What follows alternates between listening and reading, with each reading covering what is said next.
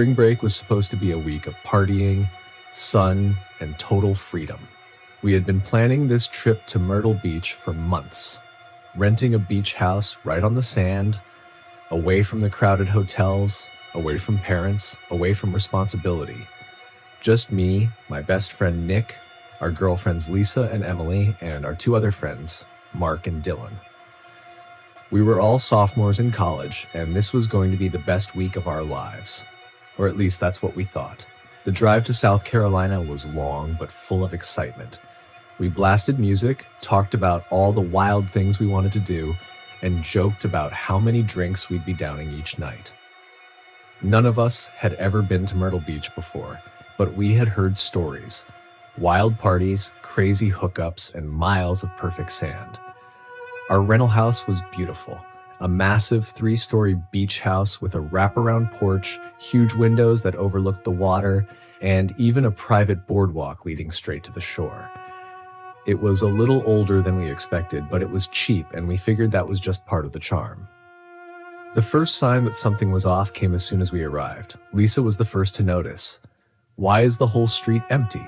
She was right. For such a popular destination, our part of the beach felt abandoned. Other than a few boarded up houses, there were no neighbors, no parked cars, not even any footprints in the sand. Mark shrugged. "Probably just off-season rentals. Who cares? We have the whole beach to ourselves." That night, we settled in, unpacked, and started drinking. The wind outside howled through the cracks in the house, making the old wooden boards creak. We brushed it off and turned the music up. By 1 a.m., we were hammered. I stumbled outside to take a piss in the sand when I saw something. A woman, standing at the edge of the boardwalk just before it met the beach. At first, I thought maybe she was a lost tourist, but something about the way she stood, completely still, her long black hair hanging over her face, sent a chill down my spine. "Hey," I called out. "You okay?" She didn't move. The longer I stared, the more I thought something was wrong. The air was colder near her. The sound of the waves seemed to disappear. Then, without a word, she turned and walked into the ocean. Not towards it, into it. The water swallowed her legs, her torso, and then her head, without so much as a ripple. I staggered back, heart hammering. I ran inside, breathless, and told everyone what I saw. Nick laughed. "Dude, you're wasted. Probably a shadow." Lisa smacked my arm playfully. "Or you just saw some random drunk girl swimming." But Dylan, who had been sitting quietly, suddenly spoke up. "That's not the first time someone's seen her." We all turned to look at him. "I read about this place before we came," he continued. "This house, people say it's haunted." Lisa rolled her eyes. "Oh, come on. I'm serious. There's this old legend about a woman in black. They say she drowned here decades ago, and now she lures people into the water." The room went silent. Then, as if on cue, the lights flickered. The mood instantly shifted. We laughed it off, but deep down I could tell we were all a little shaken. That night, I barely slept, and yet I kept hearing things. Whispers just outside the window, soft footsteps on the porch. Around 3 a.m., a loud bang echoed through the house. I shot up in bed. It sounded like it came from the kitchen. I crept out of my room, trying not to wake anyone. The house was pitch dark, and the floorboards groaned under my weight. When I reached the kitchen, my blood went cold. The back door was wide open. The salty ocean breeze blew through, making the curtains flutter like ghostly hands. My stomach twisted. We had locked that door. I was sure of it. I stepped closer, peering out into the night. The beach was empty. And then I saw them. Footprints. Wet, bare footprints leading from the water straight to our door. I slammed the door shut, locked it, and backed away. The next morning, I told everyone. No one laughed this time. Things only got worse. Lisa swore she saw someone standing at the top of the stairs in the middle of the night. Mark woke up with deep red scratches on his back that he couldn't explain. And then there were the dreams. We all had them. The same dream every night. Drowning. Dark water pulling us under. A woman's voice whispering in our ears. "Join me." By the 4th day, we were done. We packed our bags, cutting the trip short, But before we left, we decided to walk the beach one last time, just to prove to ourselves that it was all in our heads. That's when we saw the name, carved into the old wooden post at the end of the boardwalk. Elizabeth Carter, 1932 to 1958. Nick's face went pale. That was the name in my dream. We ran to the car. We never spoke about it again. And to this day, I haven't been back to Myrtle Beach.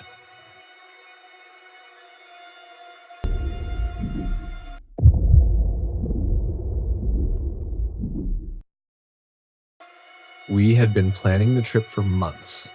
A spring break road trip from Texas to a secluded beach in Mexico. Just 6 of us, ready to escape reality for a week of partying and relaxation. The rental house we found was cheap, right on the edge of a small coastal town called Bahia Roja.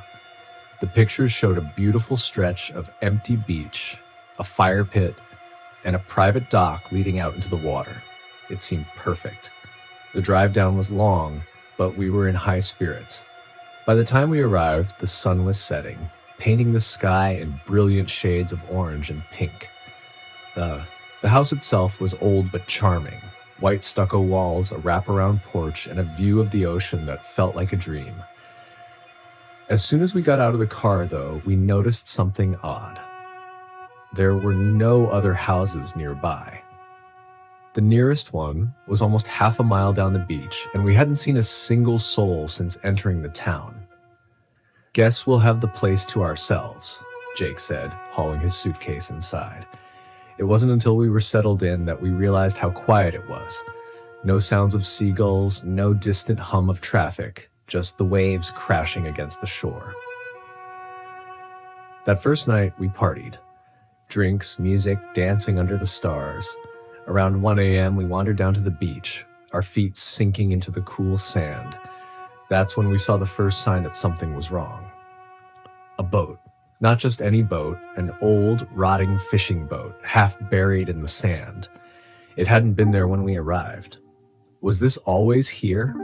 Laura asked, hugging her arms. We all exchanged uneasy glances. No one had seen it before, and the thing looked ancient, like it had been left to decay for decades. "Probably just washed up," Danny said, dismissing it. But something about it felt off. There were deep scratches along the wooden frame, like something had clawed at it. We left it alone and went back to the house, locking up for the night. Sometime around 3 a.m., I woke up to a sound, a slow, deliberate knocking. I sat up, heart pounding, trying to figure out where it was coming from. It wasn't the front door. It was the window. My window. I swallowed hard and slowly turned my head. Through the sheer curtains, I could see a figure, standing completely still just outside. I couldn't make out any details, just the silhouette of a tall, thin person. I wanted to scream, but fear kept me frozen in place. Then, as if sensing my terror, the figure lifted a hand and dragged it slowly down the glass. A long, scraping sound filled the room. I bolted out of bed, running straight to Danny's room. He groggily sat up as I shook him. "There's someone outside." That got his attention. He grabbed a bat from his bag, and together we woke the others. Jake, always the tough guy, was the first to storm outside with a flashlight. But when we stepped onto the porch, there was no one there, just the sound of the waves and the rustling of palm trees. "Are you sure you saw someone?" Laura asked. I was about to insist when I saw it. Footprints in the sand, leading from the ocean straight to my window, but no footprints leading away. A deep, unsettling silence fell over us. No one said it, but we were all thinking the same thing. Whoever or whatever had been outside was still here, watching. That night, we locked every door, barricaded the windows, and slept with weapons nearby. Morning couldn't come fast enough. The next day, we drove into town, hoping to ask the locals about the area. But when we mentioned where we were staying, their faces changed. "Casa del Olvido," one of the older men muttered. "The House of the Forgotten," another translated grimly. They told us that years ago, a fishing crew had vanished near our stretch of beach. Their boat washed up weeks later, empty. No bodies were ever found. Some believed they had drowned, others whispered that something had taken them.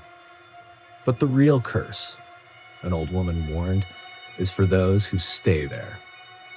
We left that afternoon. As we packed up, Jake went to check the beach one last time.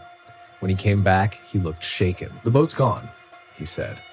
We didn't ask questions. We just drove. As we crossed into Texas, we stopped at a gas station. The old cashier gave us a strange look and said, "Make sure nothing followed you back." I laughed it off, but on the road, I kept seeing shadows flicker in the rearview mirror. We drove the rest of the way without stopping. None of us spoke about it, but we all felt the same thing. Something had followed us home.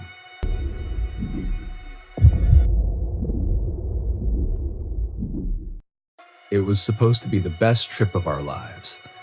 A group of 6 of us, 3 guys, 3 girls, headed down to a secluded beach town in Florida for spring break.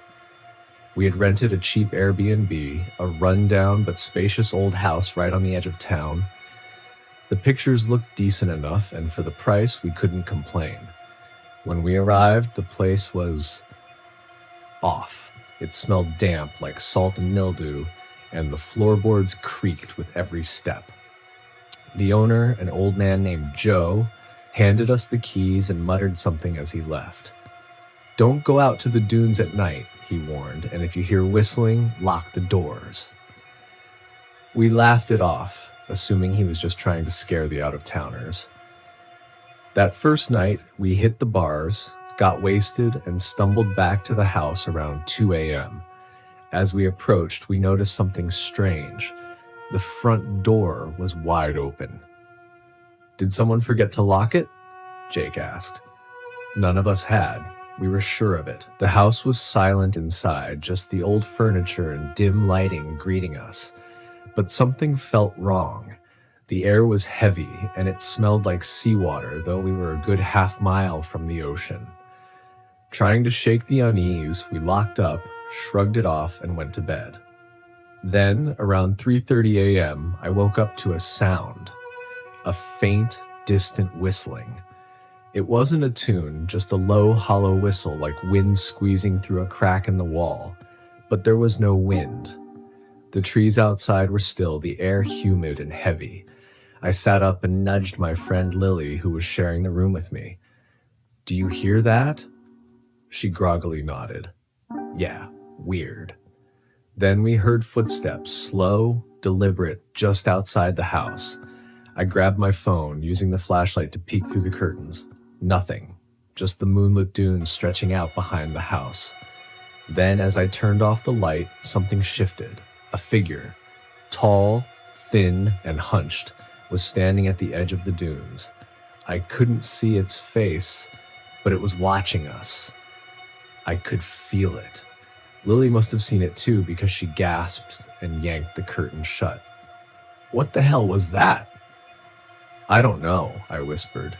Then the whistling got louder. Panicked, we woke everyone up. The guys laughed at first, but when they heard it too, their faces changed. Jake, the skeptic, grabbed a bat from the corner of the room. "I'm checking it out." We all begged him not to, but he stepped onto the porch anyway, scanning the dunes with his flashlight. Then he screamed. We rushed to the door, but Jake was already sprinting back inside, slamming it shut and locking it. His face was pale, his hands shaking. "What did you see?" I asked. He struggled to find words. It was right in front of me. Its eyes, God, its eyes." The whistling had stopped. None of us slept. We stayed in the living room, lights on, listening for any sound. But there was only silence. By sunrise, whatever had been outside was gone. But the next morning, we found something that made our blood run cold. Footprints, leading from the dunes to our front door. But the strangest part? There were only footprints coming toward the house, none leading away. We left that afternoon, cutting our trip short. When we told the Airbnb owner what happened, he just sighed. "Told you not to go near the dunes at night." Then he shut the door.